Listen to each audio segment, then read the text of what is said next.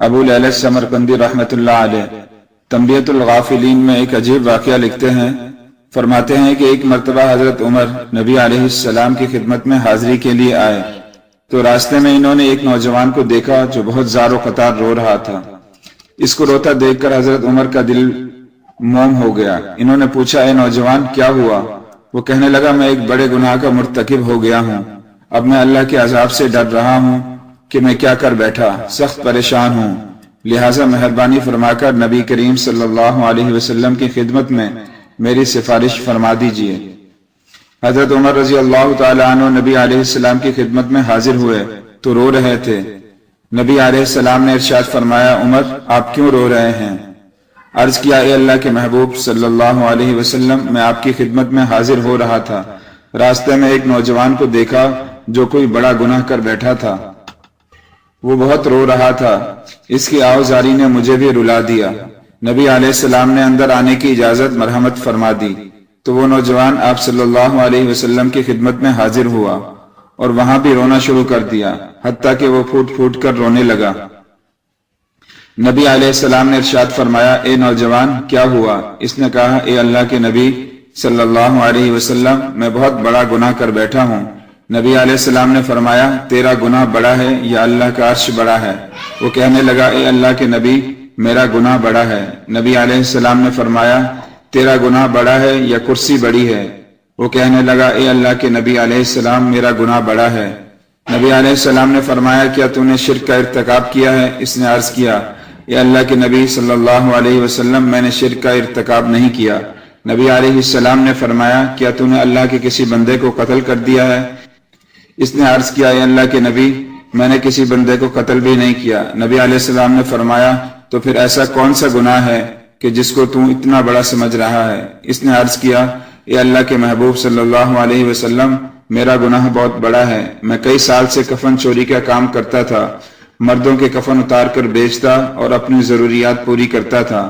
چند دن پہلے انصار کی ایک نوجوان لڑکی دفن کی گئی، میں نے اپنی عادت کے مطابق رات کو جا کر اس کا کفن اتارا، اور جب کفن اتار کر جانے لگا تو مجھ پر شیطان غالب آ گیا، اس نے میری شہوت کو ابھار دیا، میں پلٹا اور میں نے اس مردہ لڑکی کے ساتھ زنا کیا۔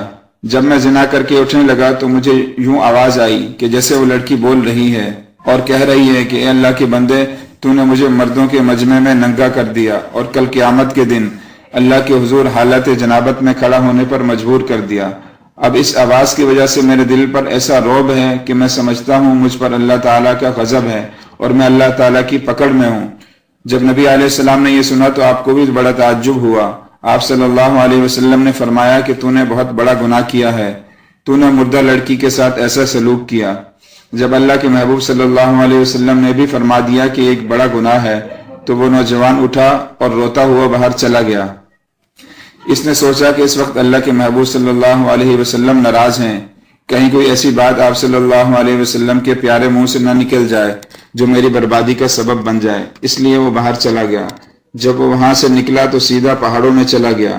وہ نوجوان 40 دن تک نمازیں پڑھتا رہا، سجدے کرتا رہا اور معافی مانگتا رہا۔ اس کے دل کو آگ لگی ہوئی تھی، وہ رو رو کر اللہ تعالیٰ کو مناتا رہا۔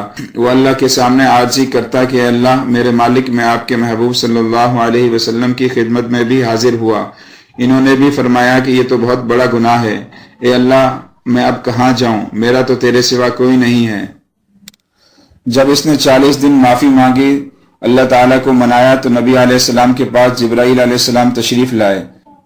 جبرائیل علیہ السلام نے آپ صلی اللہ علیہ وسلم کی خدمت میں اللہ تعالیٰ کے سلام پیش کیے اور عرض کیا، اے اللہ کے محبوب، اللہ رب العزت نے پوچھا ہے کہ اے محبوب صلی اللہ علیہ وسلم بتائیے کہ کیا مخلوق کو آپ نے پیدا کیا ہے یا میں نے پیدا کیا ہے؟ نبی علیہ السلام نے ارشاد فرمایا، اللہ رب العزت نے مجھے بھی اور ساری مخلوق کو بھی پیدا فرمایا۔